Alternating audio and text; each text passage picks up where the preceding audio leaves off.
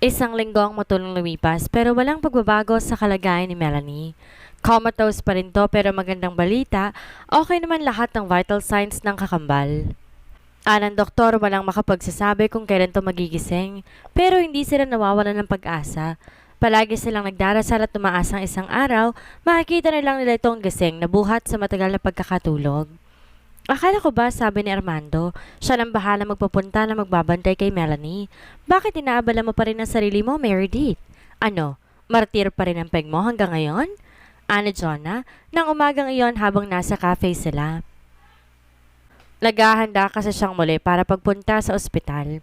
Gusto niyang makita kung ano nang lagay ng kakambal. Jonah, kapatid ko pa rin si Melanie. Karugtong ako ng buhay niya kahit sino ba naman tutulong sa kanya kundi ako rin. Matatanda ng parents namin, may sakit pa si mommy. Sabi niya dahil totoo naman yon. Bukal sa loob niya ang ginagawang pagbabantay sa kakambal. Gusto niyang naroon siya kapag nagising ito. Pinangako pa niya sa sariling kapag nagkamali ito at lumakas, magbabonding na sila na noon ay hindi nila nagawa. Yan ba talaga ang totoong dahilan mo? O baka naman gusto mo lang na makita si Armando? Kuryosong tanong nito. Napabuntong hininga siya. Hanggang ngayon iniisip pa rin ng kaibigan na umaasa pa rin siya na makabalik ang kung anong namagitan sa kanila ni Armando. Inirapan niya ito. Jonah, ikaw na lang nag-iisip ng ganyan. Wala na. Nakamove on ako kay Mando. Alam ko naman na umpisa pa lang na imposible ang mga bagay na tungkol sa aming dalawa.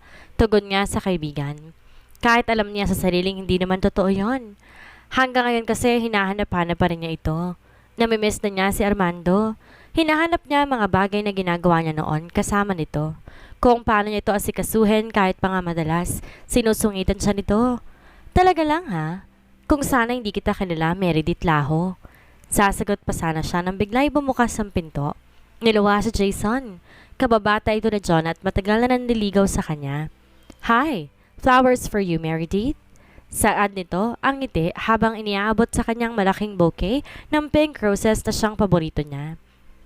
Good morning, Jonah. Baling nito sa kaibigan niya. Maraming salamat, Jay. Kinuha niya yon at inumpisang ayusin sa vase nila na may laman ding bulaklak na nanggaling din kay Jason. 2 araw pa lang naman nakakaraan. Halos 1 taon niya na rin tong manliligaw. Mabait to at gentleman. Ay dagdag pa ang galing din to sa may sinasabing pamilya. Sa katunayan, ilang kilalang personalidad sa bansa, kamag-anak ng binata. Kung looks naman ang pag-uusapan, hindi rin pahuhuli sa Jason. Gwapo ito kahit sang aspeto tingnan. Neat and clean din kung ito ay manamit. Isa rin tong successful na businessman. Sadyang hindi lamang niya malaman kung bakit hindi niya makapasa sa sarili na may maramdaman siya rito bukod sa pagiging isang kaibigan. Kung higit pa ron, wala na talaga. Minsan sinabi niya na rito na ibaling na lang sa iba ang pagmamahal sa kanya, pero matyaga ang binata. Willing daw tong maghintay kahit gaano pa katagal. Siya raw ang gusto nito at wala nang iba pa. Kung sinasagot mo na lang kasi itong si Jay, edi sana hindi ka nalilito ng ganyan. Ana Jonah. Tinapunan niya to na makahulugang tingin. Mula noon kasi boto na to kay Jason. Jonah, hayaan natin si Meredith na magdesisyon. Huwag natin siya i-pressure. Tugon nito sa sinabi ni Jonah. Thanks, Jay. Anyway, I think maiwan na kita dito ha. May pupuntahan kasi ako eh. Bigla itong sumeryoso. Ganun ba? Saan? I mean, pwede ba kitang samahan? Alam mo, Meredith, sa tingin ko good idea yon. Pasama ka na lang kay Jason sa ospital para naman hindi ka maboard kahit paano. Para naman hindi lang yung kapatid mong walang malay ang palagi mong kinakausap. Patuloy sa pambubuyo si Jonah. Kapatid? Ito ba yung kakambal mo, Meredith? Nakita mo na siya? Kuryosong tanong na Jason. Alam nitong may kakambal siya pero ni minsan, hindi ito nagkaroon ng pagkakataong makita si Melanie kahit sa picture lang. Siya nga, Jay, comatose siya sa ospital ngayon dahil sa isang aksidente. Minabuti na lang niyang sabihin pala hindi na daw magtanong. Pwede kitang samahan kung papayag ka, Meredith. Libre ang oras ko buong araw. Suggestion pa nito. Gusto niya tuloy matawa. Kapag kasi tungkol sa kanya, palagi naman tong walang ginagawa eh. Palagi itong hindi busy kahit pa nga ba ang totoo, hindi na halos ito alam kung paano pagkakasyahin ng oras sa buong maghapon. Are you sure? The last time na sinamahan mo ko, na mismong isang napakahalagang meeting at shhh! Worth it naman kapag kasama kita, Meredith. Nakakalimutan ko ng lahat. So ano, tara? Nilingon muna niya ang kaibigang si Jonah bago sumagot kay Jason. Sa tingin niya wala namang masama doon. Tutal naging kaibigan naman na din niya ito sa paglipas ng mga buwan na ginugol ito sa panligaw sa kanya. Tumaas ang dalawang kilid ni Jonah, tanda na sang-ayon to sa gustong mangyari ni Jason. Sige na, let's go, Jay. Pagdating sa ospital, nakaramdam siya ng kahungkagang palagi niyang nararamdaman sa tuwing dadalawan niya si Melanie. Maging ang doktor na nakatalaga rito hindi masabi kung kailan to magigising. Ang mommy at daddy niya, pinalimitahan ng pagdalo sa ospital dahil tuwing naroon ng mga to'y hinihimatay lang ang kanyang mommy dahil sa pagtangis. Hindi nito matanggap na pagkatapos mawaring na matagal ni Melanie sa mga ito, ay nakarating na sa ospital ang kakambal niya sa muling pagkikita ng mga ito. Gaano na siya katagal dito? Basag ni Jason sa katahimikang lumokob sa kanya. 2 linggo na. Walang improvement bukod sa okay ang vitals niya. May kaibigan ako nagkaganito noon, Meredith. Inabot ng 4 months in coma, pero kinalaunan nagising din naman. What I mean is, wag niyong susukuan si Melanie. Pasasaan ba't magkakamali din siya? Lalo na nga't sabi mo okay naman ang vitals niya. Sana nga, Jay. Naaawa na ako sa parents namin Inaalala kong kalagayan ni mommy. Baka maulit na naman ang stroke niya dahil kung ano-anong iniisip. Sa gabi, hindi siya halos nakakatulog. Iyon ang pinaka-concern niya. Di na siya makapaghintay na magising si Melanie dahil gusto niyang sumaya na ang ina. Nitong mga nakarang araw kasi, bihira niya na tong makitang tumawa. Inawakan ni Jason ang isang kamay niya. Pinisil iyon habang isang kamay nito humahaplos sa kanyang pisngi. Yayakapin sana siya nito nang bumukas ang pinto. Sabay silang napalingon doon at parang gusto niyang himatayan na makitang ang nakatayo roon walang iba kundi si Armando. Mag-isa lamang ito at walang bodyguards na kasunod. Sandalitong natigilan na makita silang dalawa ni Jason sa loob ng silid ni Melanie. Nakatitig to sa kanya pero maya-maya dumako ang tingin nito sa kamay nila ni Jason na magkahawak. Hi! Ani to bago tuloy ang pumasok. Hello! Ani na makabawi sa pagkabigla. Jason, siya nga pala si Mayor Armando Vergara. Asawa siya ni Melanie. Mando, this is my friend, Jason. Pagpapakilala niya sa dalawa. Tumango si Armando. Mabilis nilahad ang palad sa harap na si Jason. Bilang mayor, magaling talaga tong humarap sa mga tao. Nice meeting you, Mayor Vergara. Matagal ko nang alam na may kakambal tong si Meredith, kaya lang hindi nagkaroon ng pagkakataon na magkakilala kami ni Melanie. Pasensya na kung sumama ako dito sa kanya, ha? Sabi ni Jason habang nakikipagkamay kay Armando. It's okay, dude. Maraming salamat. Tipid nitong tugon. Nang bitawan nitong kamay ni Jason, lumapit to sa kama ni Melanie. Una muna inayos itong kumot ni Melanie. Pagkatapos sinawakan ng kamay ng asawa. Ilang sandali itong nagtagal sa ganong posisyon. Nakatayo ito habang nakapumulsa ang isang kamay sa slacks na suot. It's been a long time, Melanie. Please, wake up. Kausap nito sa kakambal niya. Tahimik lang silang nakikinig dito ni Jason. Maya-maya tumunog ang cellphone ng huli. Nag-excuse to at sandaling lumabas ng silid pero mabilis lang din muli itong pumasok. Meredith, I'm sorry but I have to go. Nakalimutan kong may important meeting nga pala ako. Nasa conference room na raw ang lahat pero hindi makapagsimula dahil wala ako. Magtatagal ka ba rito?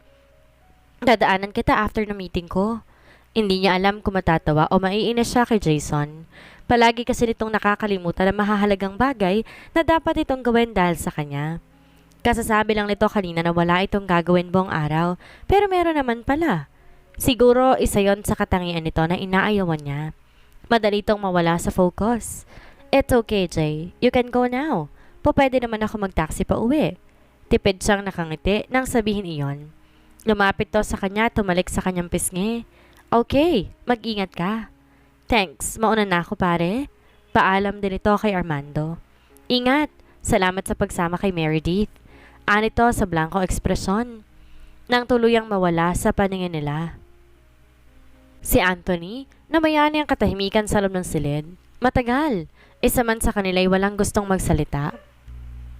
Kung di lang nakakahiya ay sasama na siya kay Jason kanina. Iiwan niya na si Armando dito pero baka naman isipin nitong natatakot siyang mapag-isa sila. Nakaupo ito sa gilid ng kama ni Melanie at siya na may naroon sa mahabang sofa sa gilid ng pinto. Maya-maya aalis na rin siya. Mula sa shoulder bag na dala, nilabas niya ang cellphone. Inabalan niya ang sarili sa pag-Facebook. Mukhang wala namang balak si Armando na kausapin siya. Nalibang naman siya kahit papaano. Sinipat niyang wristwatch na suot. 2:00 na ng hapon. Kumakalam na ang tiyan niya sa gutom. Nagangat siya ng mukha para sana tumayo dahil balak niya na magpaalam kay Armando. Pero nagsalubong ang mga mata nila. Nakatitig pala kasi ito sa kanya at mukhang mula pa iyon kanina. Why? Di nakatiis niyang tanong. Noon ito kumurap. Pumihit para humanap na maayos sa kanya pero hindi naman umalis sa kinaupuan. That Jason, nanliligaw ba siya sa'yo? Seryoso nitong tanong. Ewan kung guni-guni lamang niya pero para nakita pa niyang nagtagis ang bagang nito. Ang totoo nagulat siya. Hindi niya inaasang itatanong nito iyon. Hindi ang klase ni Armando ang interesado sa buhay na may buhay. Ha? Oo, matagal na. Kahit nalilito nagawa niyang sagutin ang tanong nito. Mukha naman siyang mabuting tao. Pero dapat mong tandaan, hindi ka na lang dapat nakbabase sa mga nakikita mo. Kilalanin mo siyang mabuti bago ang lahat. Gusto niyang bumunghalit ng tawa pero pinakapigil niyang sarili. Yun nga lang kitang-kita nito ang ginagawa niyang pagtutop sa bibig. Kapag dakay nangunot ang noon nito. What's funny? Seryoso ko? Salubong ang kilin nito nang sabihin iyon. Ikaw, para ka kasing tatay ko kung magbilin. Matagal ko nang kilala si Jason. Ikaw nga na estranghero sa buhay ko. Nagawa akong pagkatiwalaan, hindi ba? Siya pa kaya na 1 taon ko nang kilala? Nagdilim ang anyo nito na sabihin niya iyon. Tumayo ito at lumakad papalapit sa kanya. Magkaibang sitwasyon yon. Nagpanggap kang asawa ko kahit panasa yung lahat ng pagkakataon para umamin. Now tell me, anong pinakamaintining dahilan mo kaya hindi ka umamin? Kumakalabog ang dibdib niya ng mga sandaling iyon. Paano ba niya sasabihin kay Armando na isa sa mga dahilan niya ang gusto niya itong laging kasama? Na nitong huli tinanggap niya sa sarili na kahit masaktan pa siya, ayos lang, basta't wag lang siyang malalayo rito. Nakasalanan man ay mahal na niya ito. Hindi siya nakasagot. Nakatitig siya rito pero hindi niya kayang tagalan ang tingin nito na para bang nanghihigop. Sinabi ko na sa iyong dahilan ko. Yun lang yun at wala nang iba pa. Hindi ako naniniwalang yun lamang dahilan mo.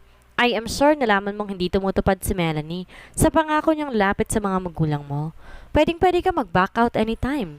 Umuwi sa inyo at tumastang parang walang nangyari pero hindi mo ginawa. Sandali nga, bakit pa nagpuputok pa ang butsi mo dyan? May nawala ba sa'yo? Wala naman, di ba? Sa pagkakataong yon, tumayo na siya. Alam niyang galit si Armando dahil sa pagsasinungaling niya, pero nakalimutan yata nito na sila ay sinukong lahat sa ngalan ng pagpapanggap. Na maging ang pagkabirhen niya ay nawala dahil maging yon, kinuha nito sa kanya. Nakita niyang nagtagis ang bagang nito, napuno ng galit ang mata. Muli nakita na naman niya ang anyo ni Armando na masungit at arogante. Lumapit pa to sa kanya. Isang di pa na lamang ang layo nito ngayon. At sino nagsabi sa iyong walang nawala sa akin, ha? Nawalan na ako ng pag-asang magkakaroon ng masayang buhay kasama ng asawa ko. Lahat ng sayang naramdaman ko na sana, nawala dahil hindi naman ikaw si Melanie. Ang saklap lang dahil nagpakita sa akin ng pagbabagong matagal ko nang hiling na sana'y gawin ni Melanie, hindi naman pala talaga siya. Alam mo pa kung anong mas mahirap? Hindi maatim ng konsensya ko na may nangyari sa atin kahit hindi naman dapat. Paulit-ulit akong ginugulo ng konsensya ko. Ngayon sabihin mo sa akin ikaw lang ang nawalan, na ikaw lang ang nahihirapan? Mataas ang tono nitong sabi. Natahimik siyang bigla. Nagyuko siya ng ulo dahil mahirap mang aminin, may punto ito. I'm sorry Armando pero maniwala ka. Ilang beses ako nagtangkang sabihin sa iyong totoo pero hindi mo ako pinakinggan. Palaging hindi mo ako pinatatapos kapag uumpisahan kong buksan ang topic na yon. Tumalikod to at parang hapong-hapo na isuklay ang mga daliri sa buhok. Shit! Maraming pagkakataon, Meredith. One more thing. Nung araw ng panunumpa ko, halos kalad ka rin kita sa bahay dahil nakita kong nilapitan ka ni Benedict sa stage. Pagkakataon mo na yon para ipagtapat ang totoo. Isa pa, paano kung napatay ka ng lalaking yon dahil ang akala niya, ikaw si Melanie? Tatanggapin mo na lang kaya dahil sa pesting pagpapanggap mo? I don't know. Siguro. Sa kawalan na masasabi ay tipid niyang sagot. Nakita niyang lalong umigting ang panga nito. Magsasalita pa nga sana ito nang bigla niyang mapansin na gumagalaw ang isang kamay ni Melanie. Napasugod siya sa tabi nito. Melanie, oh my God! Nakita ko yun!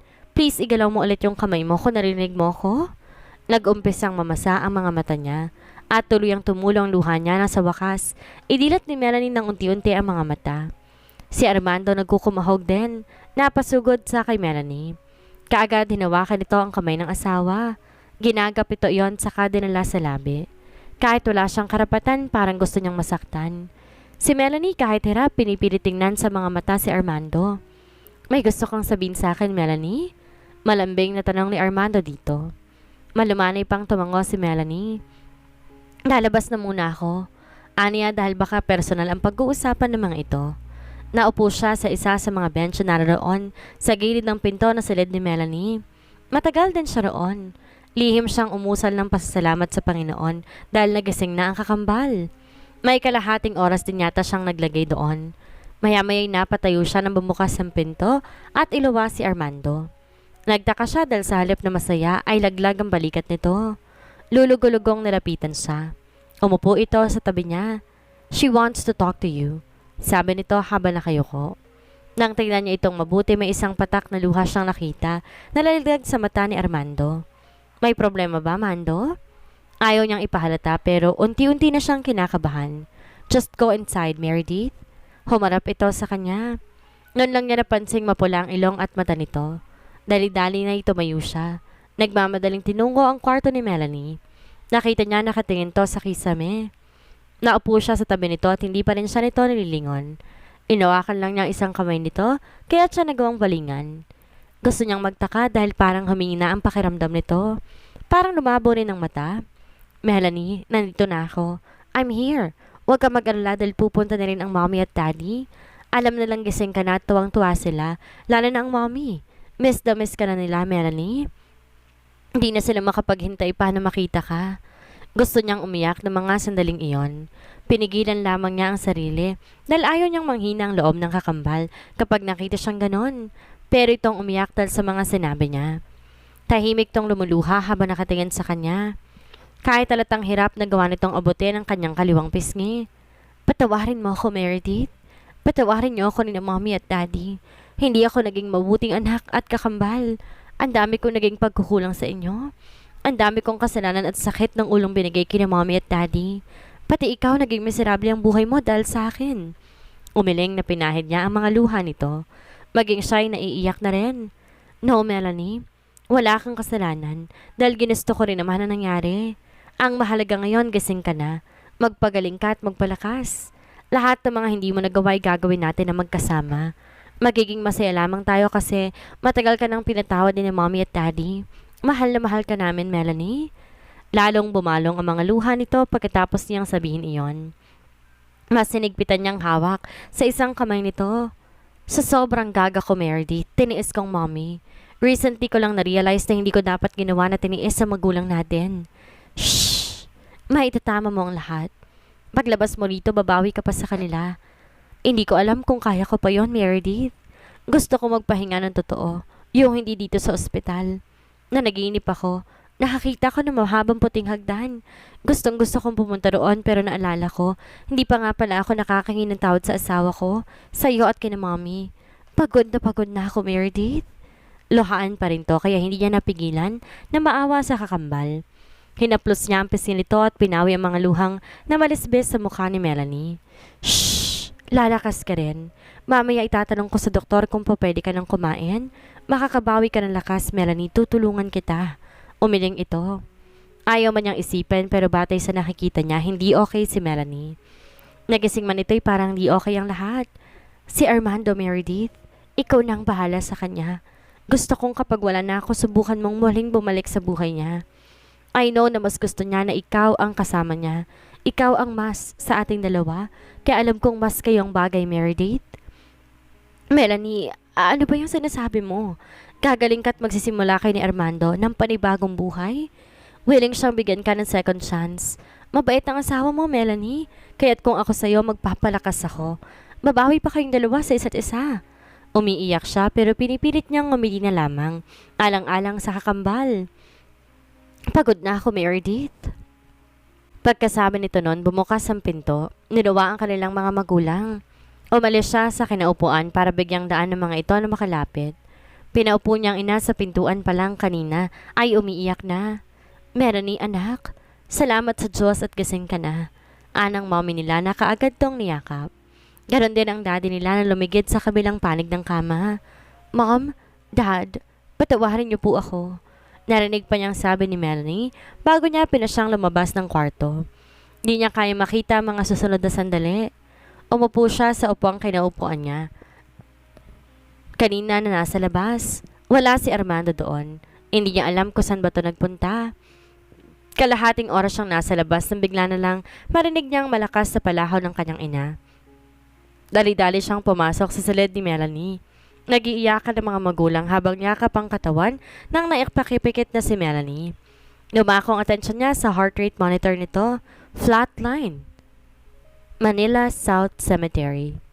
Wala nang lahat ng taong nakipaglibing kay Melanie. Hindi pa rin niya magawang umalis sa puntod nito. Ngayon niya napatunay na totoong minahal niya ang asawa. Hindi niya kayang ipaliwanag ang sakit na kanyang nararamdaman ng mga sandaling iyon, saka alamang tuluyan na siyang iniwan nito at wala na talagang pag-asa na magsama pa silang muli. Hindi niya akalain na matapos itong ibuwis ang buhay para sa kanya ay dito to hahantong sa sementeryo. Sa ospital matapos siya nitong kausapin para magbilin, hindi niya kinayang makita tong unti-unting nawawalan ng buhay. Mas pinili niyang ipagdasal si Melanie sa chapel na naroon. Pero pagbalik niya ay wala na pala ito. Masakit. Kahit ganun ang naging pagkasama nila, hindi pa rin magbabago na ito pa rin ang babaeng iniharap niya sa altar sa mata ng Diyos. Iho, tayo na. Tinig ng mama niya na lapitan pala siya. Ang buong akala niya siya lamang ang naroon. Bakit kailangan mangyari ang lahat ng ito sa amin ni Melanie? Mama, okay naman sa akin kung hindi niya ako kayang mahalin eh. Pero bakit kailangan umabot pa sa ganito? Parang batang sumbong niya sa ina. Lumapit ito at tumabi ng upo sa kanya sa upuang pinakamalapit sa puntod. Hinagod siya sa likod. Son, lahat ng bagay may dahilan. Hindi mo man makita ngayon, siguradong darating ang panahon na maunawaan mo ang lahat kung bakit nangyari to. Sana nga, Mama. Ang hirap kasing tanggapin. She said willing siyang magbago. Na bumalik siya dahil gusto niya nang mag-ayos kami at ayusin ang lahat. Pinaniwalaan ko na yun eh. Tapos ganito pang nangyari. I know na kayang-kaya mo tong lagpasan, anak. Nandito lang kami ng papa mo palagi. Maraming salamat, Mama. Kinagabihan, hindi siya nakatulog kaagad. Naalala niya mga huling sandali ni Melanie nung hinihingi nito ang kapatawaran niya. Sinabi pa nitong deserve na deserve niyang makahanap ng bagong mamahalin dahil napakabuti raw niyang tao. Pero ang hindi niya makakalimutan ay ang huling sinabi nito. Gusto nitong ituloy niya ang relasyong namagitan sa kanila ni Meredith. Sinabi pa nitong nararamdaman di umano nito na mahal niya ang kakambal nito kahit di niya sabihin. Naguluhan siya sa parting iyon. Maging sarili niya hindi alam kung gaano yun katotoo. Hindi rin niya alam kung paano yun nasabi ni Melanie, kung saan galing ang ideyang yun at kung paano nito nasabi. Sa libing ni Melanie kanina, gustong gusto niyang lapitan si Meredith. Tahimik tang umiiyak habang nakaalalay sa mga magulang. Pero nang mag-umpisang mag-alisan ang mga taong naroon, sumabay na rin ang mga ito. Hindi na sila nagkaroon ng pagkakataong magkausapan ni Meredith at alam niya, yun na rin ang huli nilang pagkikita. Ano na ang mangyayari ngayong wala na si Melanie? Ito na kaya ang daan para may pagpatuloy at maging totoo ang peking relasyon ni Meredith at Armando? Yan ang ating aalamin sa susunod nating kabanata.